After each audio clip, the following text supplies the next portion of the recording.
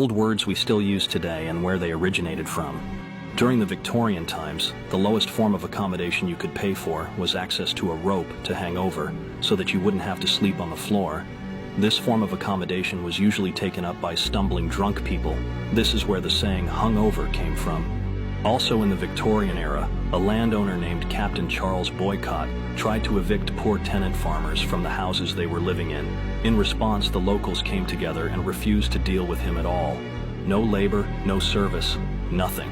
The newspapers picked up on this story, and soon, to boycott someone meant to cut them off completely.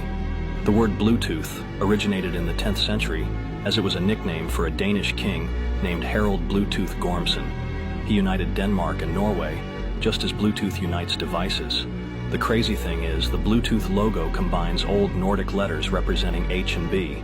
Back in the late 1800s, British sailors would spend weeks, sometimes months, at sea, battling rough waters and isolation. Over time, the long voyages wore them down, and those who grew irritable or short-tempered were nicknamed salty. These grumpy sailors gave rise to the term we still use today. When someone's clearly moody or bitter, we say they're being salty.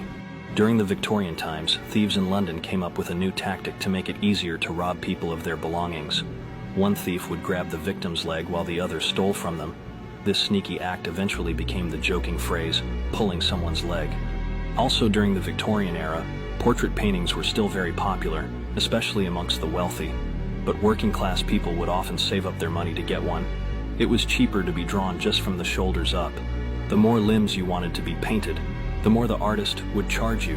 So requesting your arms and legs to be drawn quite literally cost you an arm and a leg.